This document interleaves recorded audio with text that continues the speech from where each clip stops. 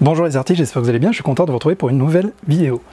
Aujourd'hui je vais vous parler de l'importance des travaux préparatoires. Enfin en tout cas je vais vous montrer comment moi dans certains cas, je fais une petite esquisse, enfin je fais un petit travail préparatoire en amont avant la création d'une peinture sur toile. C'est-à-dire que plutôt que de me jeter tête baissée, comme j'ai pu souvent le faire, maintenant j'aime bien prendre du temps pour vraiment faire des essais par rapport à la réflexion que j'aurai en amont sur un tableau. Et donc j'aime bien pour ça travailler sur papier. Alors bien sûr au début j'ai fait des essais tout bêtement sur des feuilles, après sur des feuilles cartonnées, et puis petit à petit en fait je me suis rabattu sur différents types de papier qui sont faits pour l'huile ou l'acrylique. Par exemple vous avez le Figuras de Canson qui est assez intéressant, parce qu'en fait c'est un papier qui est fait pour la peinture, justement que ce soit pour l'huile ou pour l'acrylique. Alors choisissez un papier qui a, moi je recommande au moins, voilà c'est ça, c'est 290 grammes au mètre carré. Ça veut tout simplement dire que 1 mètre carré de produit va faire 290 grammes. Donc c'est un papier qui est déjà assez épais, qui ne va pas gondoler, c'est l'effet qu'on cherche, parce que le fait de travailler avec de la peinture, avec de l'eau, le papier va gondoler. Là ça ne sera pas le cas, ou en tout cas un tout petit peu. Donc ce type de papier, certains l'utilisent pour travailler, moi je l'utilise pour faire mes travaux préparatoires. C'est vraiment avant une toile pour faire une petite esquisse. Alors pourquoi préparer son tableau? Souvent vous avez peur de vous lancer, vous ne savez pas comment va rendre votre tableau, vous ne savez pas comment vont rendre les couleurs entre elles, vous avez plein d'inquiétudes et puis du coup ça va vous mettre dans un état d'esprit qui n'est pas adapté, qui n'est pas optimal pour vraiment faire un beau tableau. Donc pour mettre toutes les chances de votre côté, si vous avez des craintes, faites comme moi, vous prenez du papier cartonné et vous faites un premier essai. Par exemple le tableau que je vous ai mis ici, je ne l'ai pas fait d'une traite. Je ne l'ai pas fait d'une traite, j'ai fait quelques essais. Je vais vous montrer un des essais que j'ai fait par exemple sur le papier de Canson. Comme vous pouvez le voir, il est quand même assez ressemblant. Et là, on est pourtant sur un travail préparatoire. Donc là, vous voyez, il y a d'autres feuilles de carton derrière et j'ai travaillé tout simplement, j'ai travaillé sur mon carnet.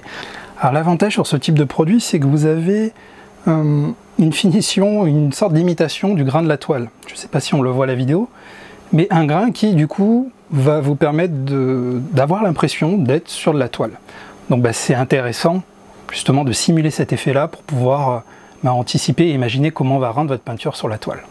J'ai mis mes différentes couleurs, j'ai fait mes différents effets, j'ai fait mes glacis, voilà, j'ai tout fait comme si je travaillais sur une toile. Bien sûr, je ne suis pas allé dans le détail et c'est moins qualitatif que sur mon tableau fini.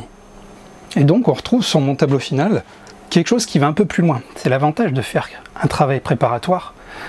Vous avez des idées qui vont émerger pendant votre essai. Donc on voit ici que je suis allé un peu plus loin, que j'ai mis une couleur un peu turquoise, que du coup j'ai poussé un peu la réflexion suite à ce travail là.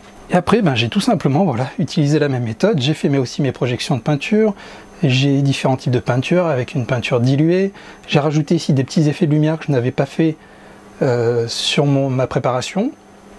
Donc voilà, ça permet d'aller un peu plus loin. Donc je vais vous faire cette vidéo parce que vous êtes nombreux à me dire je sais pas quoi peindre, j'ai peur de gaspiller la peinture, j'ai peur que mon tableau soit raté parce que je travaille sur du grand format. Enfin voilà, c'est plein de questions. Voilà, c'est une solution qui répond à toutes ces questions-là. C'est que vous allez gagner en confiance en faisant des petits essais. Et puis si l'essai, tout simplement, si je me trompe sur du papier, c'est pas bien grave, je suis sur du petit format. Je jette ma feuille et puis je peux continuer à chercher des idées. Donc c'est vraiment quelque chose que je vous recommande. On n'a pas ce réflexe de faire des travaux préparatoires, des petits croquis, et pourtant c'est important.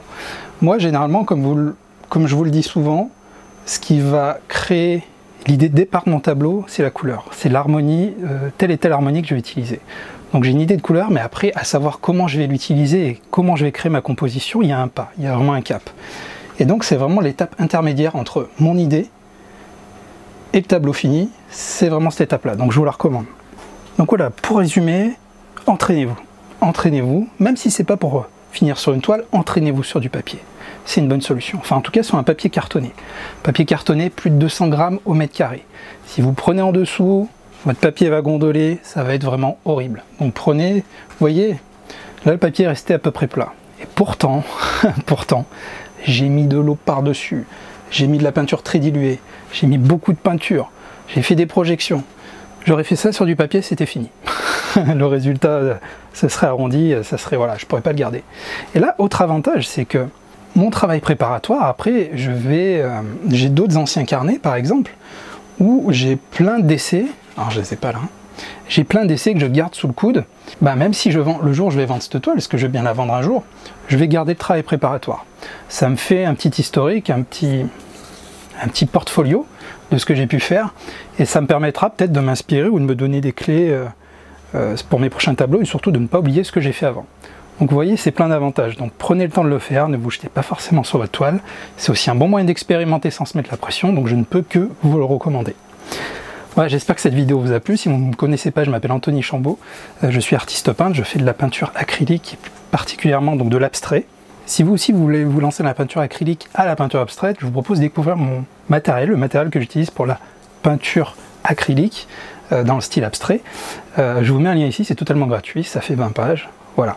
En vous inscrivant, en donnant votre mail, vous aurez aussi une séquence de mails sur comment vous lancer sereinement, facilement dans l'acrylique. N'oubliez pas aussi de vous abonner à la chaîne pour recevoir les nouvelles vidéos que je fais chaque semaine. Et moi je vous dis à très bientôt pour une nouvelle vidéo.